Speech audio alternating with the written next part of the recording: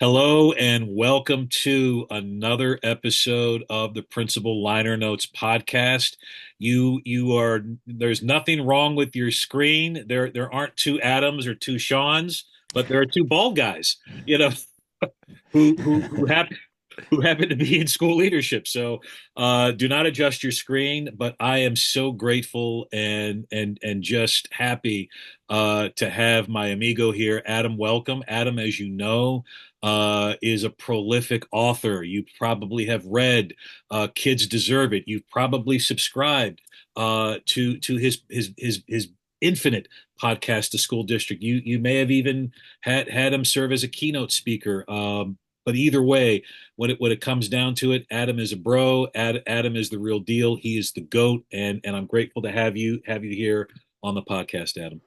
Oh man, it's great to be here, Sean, and it's so nice to be on the other side of the microphone, not having to manage all the back end of hitting record and questions and I want to ask this and what do I got to do and all the things. So super fun to be here, man, and I'm excited to dive in. Well, awesome. Yeah, just relax and you don't have to worry about not to look at the time counter or whether or not the screen's frozen. So this is kind of a break for you. So one of the things, Adam, that I really respect about you and admire about you and have always admired is how in your social media channels you are very diligent about sharing your learning and it really kind of speaks to the fact that as leaders we should always constantly be learning. So why that diligence? Why is that something that's passionate for you to share your learning as a leader? Yeah, that's an interesting question. I've never had that, and I appreciate that other people notice it, Sean. I think I've always just been kind of a learner, a learning pusher. I have a sticker on my water bottle that says book pusher, and I think it's the same too of just like, hey, you should check this out. Hey, do you read books? Like, hey, this book is really great. Hey, I saw a really awesome article. I'm going to text it to you. And not from like an annoying, condescending, I'm smarter than you at all. People that know me know that that's not my jam. I think it's just important to share with other people. And I think I started probably, my dad was like that. My dad, when I was in college, was always sending me articles from the New Yorker magazine, or he would, when YouTube and kind of the internet kind of started, he would, email me articles or videos to watch, and we would talk about it. And I just found myself gaining knowledge, which I think I'm always telling my kids, knowledge, come here, knowledge. I'm about to drop you some knowledge, and it's just learning as a human being. And if we're not learning and we're not evolving, then chances are we're probably not getting better. And I think especially in 2024, if we don't have that mindset, we're definitely going to be left behind because the world is changing at such a rapid pace. We have to have our finger on the pulse of just kind of what's happening. And I would say too, just to add to that, I've gotten positive feedback from people. People come to me like, "Hey, I need a book to read," or "Hey, I'm looking for a video," or "Hey, have you read any good articles lately?" Because people know that I'm just always like consuming and reading and looking and subscribing and talking and thinking. So yeah, it's fun. However long I have on this planet, I want to be filling my brain with good things to think about and learn, and in turn having conversations about it with other people. Right on, man. I appreciate that because that learning aspect, not only does it fill us and fill our bucket and fill our soul, but then also the fact that and I pick up on it, man. Like as you're sharing, and it's very and I didn't know about that. Your dad, that's very cool. But what that is, or the way I would interpret that, his way of being your teacher. Mhm. Parents are in my opinion, not only are they the first teacher, but they're the most important teacher. Mhm. So in some ways, you're I could you're at college, and I can just see you're opening up a clipping from the New York Times or something from the Wall Street Journal or what have you. That's his way of keeping the teaching aspect that mantle ongoing. and is so important and powerful, right? Yeah. And I also just think too, yeah, 100%. And my dad was a teacher. He actually taught second grade for 35 years. So it came natural to him. But I also think too, I think, Sean, I don't think enough people read books. I feel like there's a book reading deficit in our world. People consume a lot of content, and watching a 10-minute video on National Geographic, that's cool. But when you read a book and you can get deep into a book or like a long article, and then in turn have a discussion about that with somebody that's a peer, and even if they're not in front of you, like you and I, like people listening, Sean and I have never met in person, and I hope someday that we do. Make I'm it happen. sure we will, but we may never ever meet in person. But like we could have a conversation about it, offline or online. And I think people always ask me like, how do you know that? And my kids ask me like, how do you know all these things, Dad? And I'm like, because I read. And I think reading is a lot different than watching. Listening to a book on Audible is to me the same as reading. You're taking it in, and I think actually in a different way, because you have the author, in most cases, reading the book, which is really cool. So you can hear the intonation in their voice, which doesn't always jump off the page when you're reading it. So read more books. If you want to get perspective, and if you want to know what's happening in our world right now, read history, because things repeat itself, as we know. And I just think I just don't think enough people read books. So I love reading books and then talking about them and sharing and trying to get more people to read books. So it's important. It really is, and that also kind of speaks to my high school English teacher heart, which I will never forsake. Adam, for you, what is that book? We'll get into some books, but what is that book that is like your go-to, that you may have read 20 years ago or 10 years ago, and you go back to it. Maybe it's that book that you give out frequent copies to. So for me, it's Todd Whitaker's, what great principals do differently, and I always make it a point as a principal to reread that book. I will give that book. I've given out copies of that book. What's that kind of version for you, which is kind of your all-encompassing go-to, like this is the way, man. This is the volume. Yeah, 100%. If we're talking to principals, assistant principals, aspiring principals, any kind of buddy in leadership, my favorite book of all time that I guarantee you will change your life, it's called It's Your Ship by Captain Abrashoff. He took over the worst performing ship in the U.S. Navy. So basically, if our country went to war, that ship would not deploy because it wasn't ready. And within 2 years, it was the number one performing ship in the Navy. And I love it because it's not in the education space. It's not bloody and gory and war. It's all leadership and management and relationships and innovation and listening to your people and building capacity in your people and thinking about life after you. Everybody listening, you need to think about life after you, not when you're like gone and dead, but in 2 years and 3 years when you retire or you move on to a different position. What's going to happen when you leave? You have to be building capacity and building relationships, and it's absolutely the best book I've ever read. I've led book studies in Alaska with 300 principals. I've sold thousands of copies because I recommend it all the time. It's my number one go-to. I read it every year, and I'm always referencing it when I'm doing work with organizations, because there's just so many takeaways. And the last thing I would say is it's super simple. It's applicable to anybody. You're like, well, I'm not a Navy captain. It doesn't matter. If you're an assistant principal in a high school or an elementary school in any state, any country, you can read it, and then you can take something from that book and actually implement it that day. You don't need to start a committee. You don't need to build a 30-slide PowerPoint presentation to articulate to your supervisor why you want to do the thing. You can read it. You can make some really, really good change based on that book. Nice.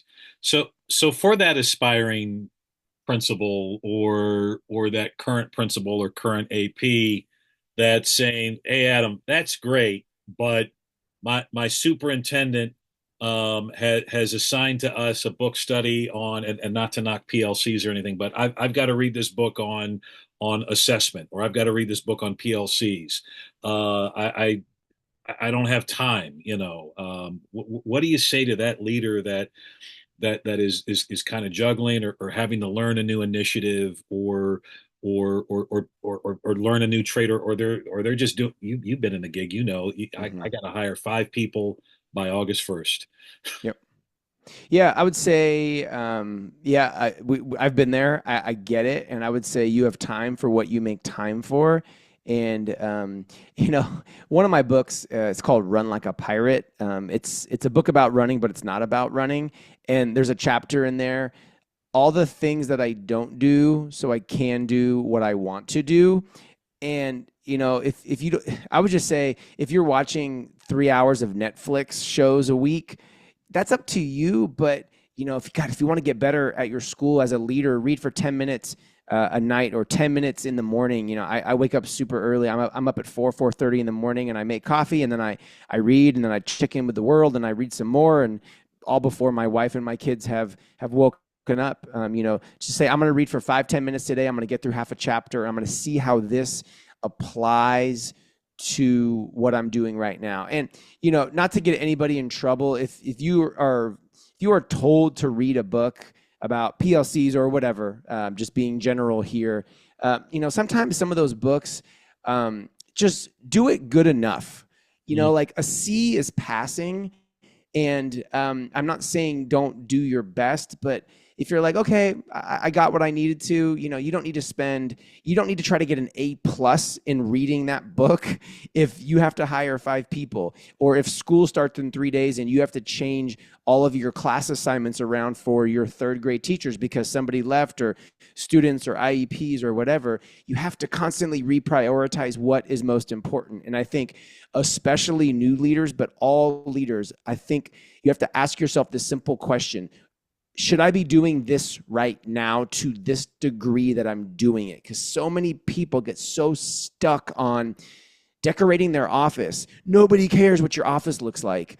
That's not important. Make it presentable for a meeting. Or, why am I doing this? Should I be doing this right now? Actually, I shouldn't. Stop. Turn to the right and go do something else. You have to constantly prioritize. Should I be doing this? Is this what's most important? Is there going to be any return on the investment of me doing this? Or should you go out and walk your school and meet all the new teachers? Should you go meet all of your classified staff? 100% you should, especially if you're brand new, because a lot of times those classified employees feel like they feel left out. They feel like, I'm here, but like I'm not as important as the certificated staff. Wrong answer. Those people are just as important. And in some positions are actually more important, because they're taking students that need a walk 3 times a day around the school for 45 minutes, and they're getting that teacher a break, and they're building a relationship. So why are you doing the thing? Do you need to be doing it at the degree that you're doing it? 100%, 70%? 70% is passing. I'm not saying that that's what you should do for everything, but if it's what you need to do for that thing right now to get through it for the next week, to me, that's 100% okay. Right on. I appreciate that. With new leaders, it's, and you've seen it too on LinkedIn and different places. There's a lot of new positions being filled. There's a lot of great joy. I'm kind of in that ilk right now, and excited to take on a new assignment. And there's a lot of energy there, and you want to build capacity. And I often find, and sometimes this has worked, sometimes this hasn't worked, and again, being a former high school English teacher, like, man, let's do a book study, let's all read. That's what a great way for us to get to know everybody, and we're going to have this great Socratic seminar. And I find that I get either lucky and it flies, but I find most times when I make that my first move, it falls flat. You mentioned, and I know you facilitated book studies for your own books, and I do recommend Run Like a Pirate. I'm not a runner. I'm a Planet Fitness elliptical Yeah, you are. genius. Yeah. So that's my jam. But the beauty of that book is it's you don't have to be a runner to appreciate it. Just like it's your ship, you don't need to appreciate. You don't have to be a naval captain. But I guess Adam, what would be kind of those tips for new people that are new that are passionate about book studies and reading and titles like you and I are? What advice would you give them? Yeah, I would say at your monthly meetings or your quarterly meetings, I used to do this. When I was a director of innovation, I was in a big school district. We had 35,000 students, and I had a big team of instructional coaches and 50 principals and 28 librarians, and I would read excerpts from books. So like It's Your Ship, we weren't going to be able to do a book study with 100 people. There was just too many things happening. So I would pull out 4 pages and I would read sections of the 4 pages of the chapter that I wanted to be able to take that information and convey something to the team that I was working with. And you can do that in 8 minutes, and then you can have a really great conversation for 8 more minutes. And in under 20 minutes, you're getting a piece of content or something that I wanted them to get, because people are busy, 1,000%, and people are busy with initiatives and family and everything else. So I would say think big but act small. Thinking big is I really want them to read this book. Acting small is taking 3 pages and reading it and giving people discussion questions, really short, kind of simple, open-ended discussion questions that they can talk about in table groups, and then they can talk about as a whole. And then when you're out visiting classrooms or schools, you can say, hey, well, actually in this book, or remember that part that we read. So that can also act as kind of like the hook, kind of like fishing. You hook them with one part of the book, and then some people might go, oh, actually, do you have the whole book? I want to read it. And everybody's not going to have time to do it, but you can do a lot in 20 minutes. Don't underestimate how much impact you can have with reading an excerpt and then having a really good conversation to convey a few points that you really want to drive home for your people. That's it. That's a good point. Sometimes there is power and beauty and majesty in the less is more approach, Mm, and you're hitting some key concepts, and you're honoring people where they are, which is sure. important as a leader. You really have to honor people where they are. And but also it's important as a leader. We're modeling that instructional leadership. We're modeling that lifelong love of learning. Mhm. Just because you got the gig, just because you got the title, doesn't mean that it's over, right? Because you got the gig and the title, you need to do more. I That's mean, right. if you let your briefcase or your purse hit the floor and you're like, I got it, I'm sitting behind my desk. Wrong answer. Now it's actually time to do more. It's like if a player makes a team, you got to work harder. Now you're not working less because you've just upped your game and you're breathing different air now, and you're in a different area code or tax bracket, or whatever analogy you wanted to do it. So you and I are on the same page, Sean. Everybody listening, once you get that job and that title or whatever it is, you better start doing more. That doesn't mean you need to read 10 books. You could read chapters, like I said, and break out little parts, but also build your professional learning network. You got to have people like Sean, like myself, like everybody else out there that we know that maybe we've never even met, that go, hey, can I ask you a question? I have people reach out to me on a weekly basis. I'm a brand new this, I'm a brand new that. I'm interviewing for a job, or I want to do this. What do you think? Can I pick your brain? First of all, like, you don't need to pick my brain. Just, let's set up a call, and we can chat, and we can have a conversation. And hey, here's what I would do. Here's what I wouldn't do. Think about this. Think about that. I'm not the person for this. I'm going to connect you with so-and-so because they're a really great person for that. So if you feel like you are alone, because I've been there, Sean, you've been there, then get off of your island and find people. It's different. When we kind of started, Twitter was the game. This morning, I was actually like, you know what? I think I'm going to delete my Twitter because it's like it was all just so political stuff this morning on both sides, and I'm just like, it's not even anybody that I follow. The first 10 tweets weren't even people that I follow. It's just placed tweets. So if Twitter's working for you, great. I spend a lot of time on Facebook and LinkedIn, more so just from a professional standpoint. But this morning I really had a serious thought, like, it's been 14 years, but man, it's changed. And we could talk about that, but regardless, find your people and connect with your people. And it's that's so true. But and I this isn't the first time I've heard you mention this Mm-hmm. about Twitter, and I mean I remember we talked a little bit about this on when I was on your podcast. Yep. And Yep. I know this is something that you've been wrestling with for quite some time because the the landscape has changed. I think with Twitter and X or whatever we want to call it now, uh, the landscape has changed. It hasn't necessarily evolved, Hmm. you know. Yeah. It's just, it's not what it was. And we could be sentimental, and I am for a few minutes because Twitter was awesome.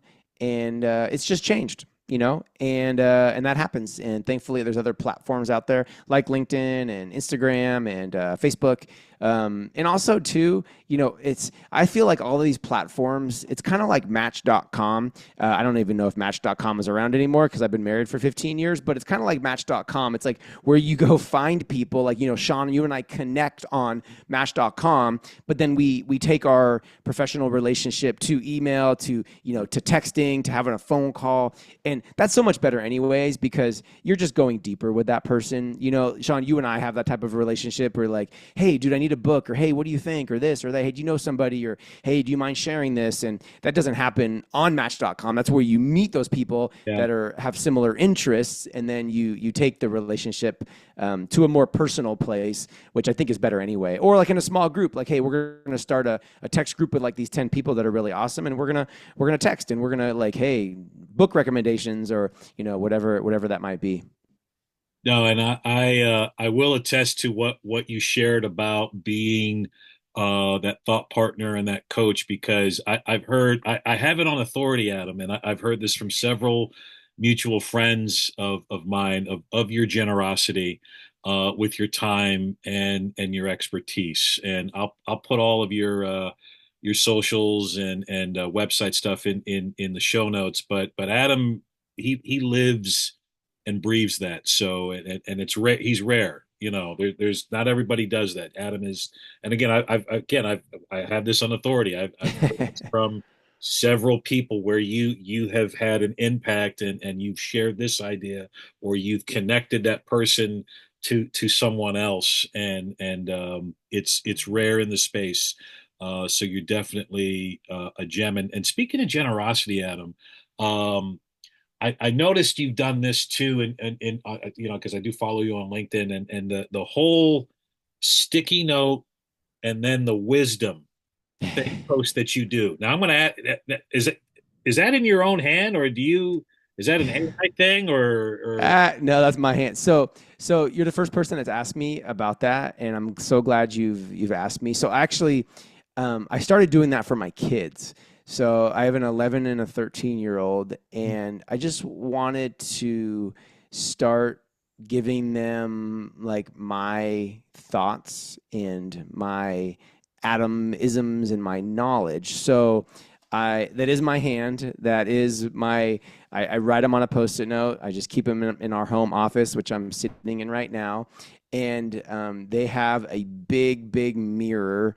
I don't know, it's like 5 feet wide in their bathroom, and they're on the mirror in the bathroom. And it's getting to the point where they each have their own sink in the bathroom, where, like, my son only has, like, 6 inches on the right, and my daughter only has like 6 inches on the left. And I just was like, decided, you know what, I'm going to take a picture and I'm going to share them, and they're my thoughts for my kids. But I think, you and I were talking about Ryan Holiday and the Stoics before the show. It's just, I think things that, like, aren't education related, they're just like life related, and they're simple, and they give people things to think about. And it's interesting.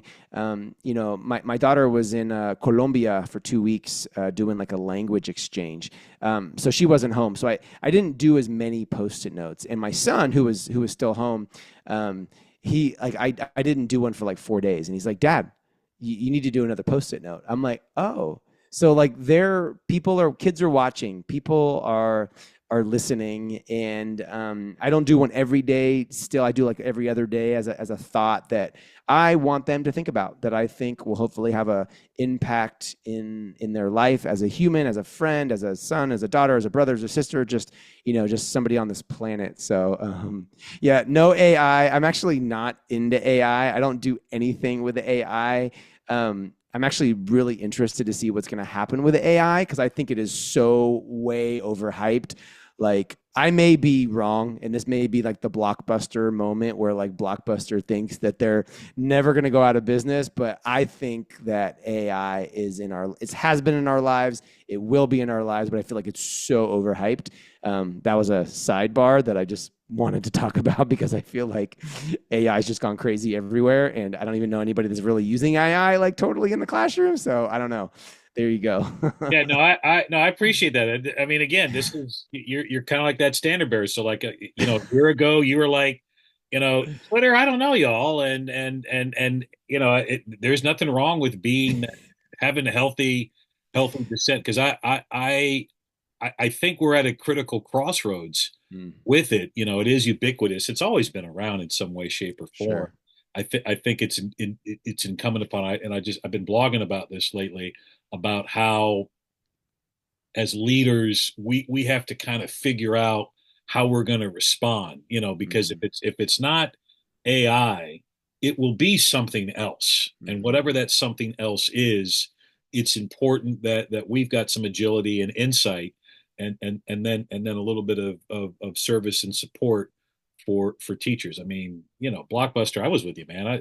That was my Friday night, heck yeah. and then what? We gotta order DVDs for the mail. That's never gonna work. Oh, they're all gonna get stolen, and then what? Wait, we can't order them through mail anymore. What's the streaming stuff? I Yep. mean, Yep. you just gotta pivot, Yep. appropriately. You did mention before we hit record here, and you cited him now, Ryan Holiday, who I as you shared, he speaks to you, and Hmm. I think his message has really it's resonating with me. I'm just now kind of jumping on that train, and I know that you've read him, and another mutual friend of ours, Glenn Robbins, has been talking about the Stoics for a long time, but maybe for again that leader who may not be familiar enough with Ryan Holiday and Stoics and the importance of his voice Hmm. to leadership. I'd love for you to share your take on that, man. Yeah, I got introduced to Ryan Holiday from my really good friend Jessica Cabine, who is in Minnesota, who I know, Sean, you know. Jessica and I go way, way, way, way back, and she gave me many years ago, Ego is the Enemy. And I don't know, reflecting on it, I don't know if I had an ego at the time or she was trying to tell me something or she just gave me the book. I don't think so.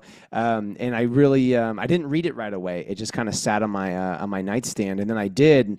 And then I found his YouTube channel and I found his Instagram. And yeah, I just love how, like I said before, fortuitously, history repeats itself in so many ways. There's only so many things that can kind of happen so many ways. And he takes this really, really, really, really small kind of not really well known part of our history called Stoicism. Marcus Aurelius, Meditations, I think, other than the Bible, is like the most published printed book ever, or behind the Bible. And his new book, Right Thing Right Now, I'm like halfway through.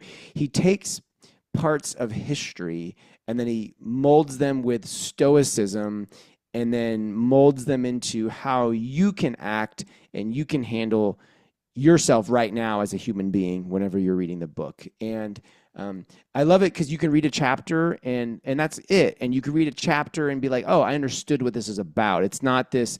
I remember taking philosophy in college and I was so confused. I had no idea what was going on. I didn't understand all these things. And Ryan does a really, really great job of taking really, really complex ideas and history and putting them together, not in simple ways, but digestible ways. So, highly recommend Ryan Holiday. His YouTube channel is awesome. He makes really, really great content. He's got a bookstore in Texas called The Painted Porch. He has a few podcasts.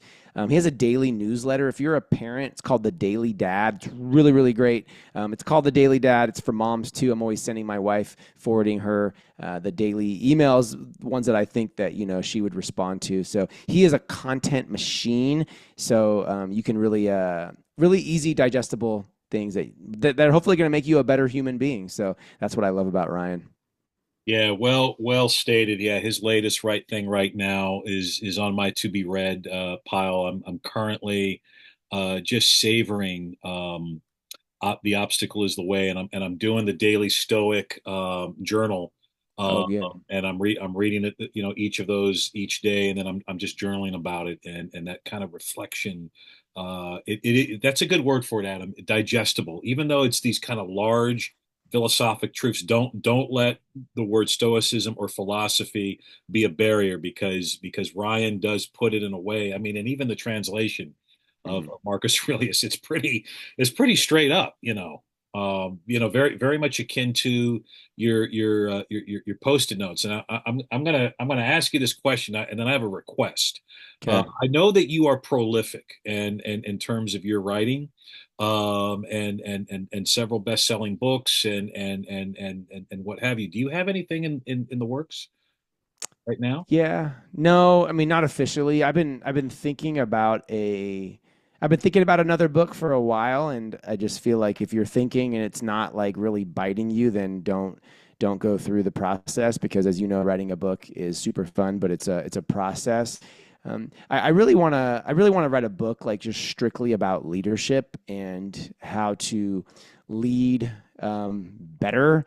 I've had the unique, I feel like somewhat unique experience where I spent 17 years in school districts, in many different positions as a teacher, as an assistant principal, central office. And then for the last 6 years, I've had the really great experience of working with school districts and educational organizations all over the country. I've worked with over 400 school districts and like county offices or state leadership organizations in 46 states. And I feel like like that's really cool. And I'm coming up on episode 300 of my podcast, The School District, where I interview pretty much just administrators, superintendents, chief academic officers, principals, assistant superintendents, executive directors. So I've had so much. I've been there like talking and seeing to a lot of people. And I have two Google Docs, like 50 pages each of like notes, and I just trying to synthesize all that I've seen. And I think yeah, so no, but yes, and I just need to kind of get cracking on it, but I want to take a different approach to it.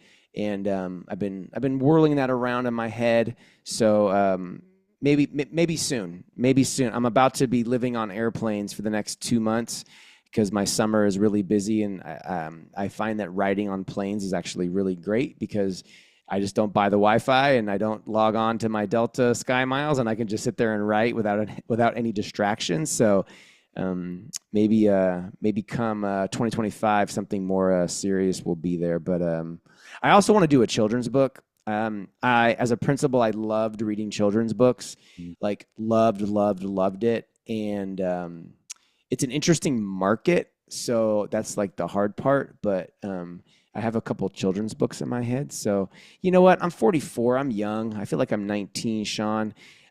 Delia Owens, she wrote my favorite book of the last 10 years, Where the Crawdads Sing. Yeah. And Delia wrote that book. It was her first novel. She wrote that book when she was 70 years old.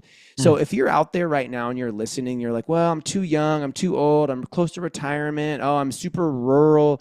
I'm in rural Missouri or rural Texas. I can't do that. I would say stop.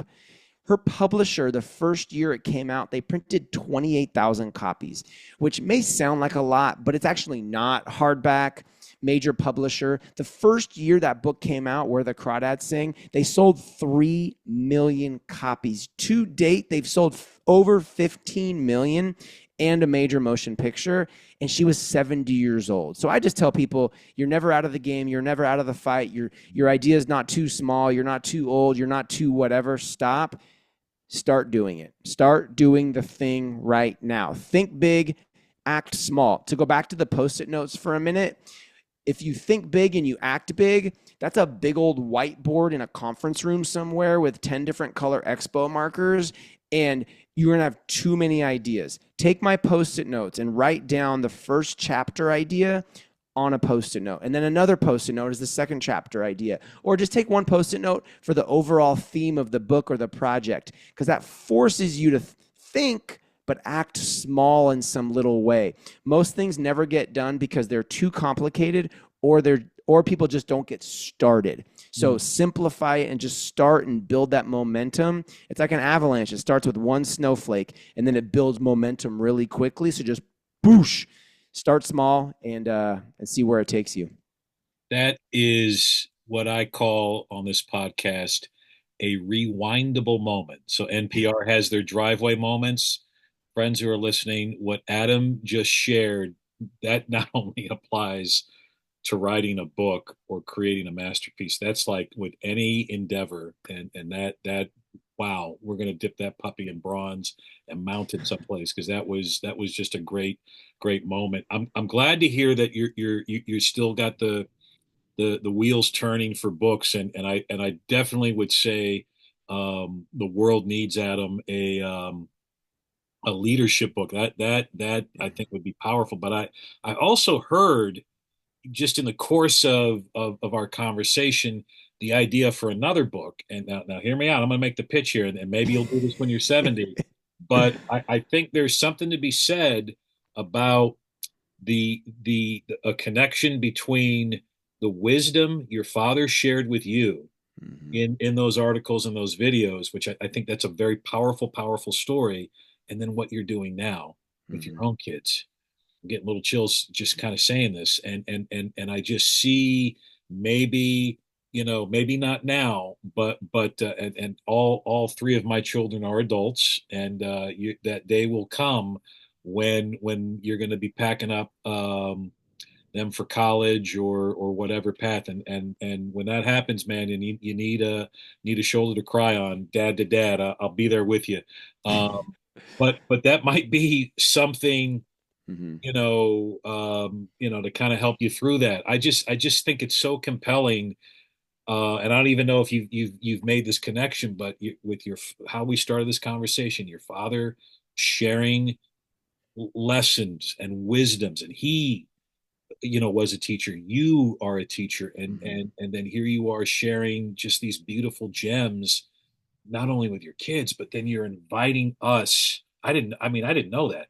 And now you're inviting us into that really intimate sharing with your own kids. So thank you for sharing that, number one. But I also just see it, the idea for another a possible. It could be a children's book. I don't know. Yeah, that's actually a take that I hadn't thought about. It's tough. My dad passed away 13 years ago from cancer, and I wish he was here because that would be a fun book to collab with on him. But he was like my best friend, so I know my dad very well, and it would be a nice take on it. I want to do something different. I don't want just like here's another book because there's a lot of books out there, and book publishing thankfully has become democratized. It's really, really, really, really easy to publish a book. Anybody listening, you can just go to ADP, Amazon Direct Publishing. If you have a PDF file and you have a cover that you made on Canva, you can upload it and you can publish a book, which is great. It also just has added a lot of books to the market, and I think there's book fatigue, especially in the education space.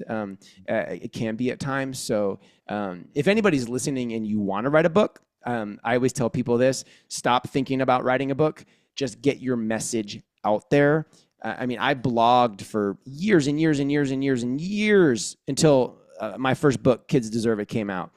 Todd Nessaloni, my co-author, and we blogged and podcasted and Twitter chatted for a year until this guy named Dave Burgess called us and said, "Hey, you guys should write a book." And we were like, "Nah, we're just changing the world." He's like, "You guys should think about writing a book," and we did. So if you want to write a book, great. Put that on the shelf.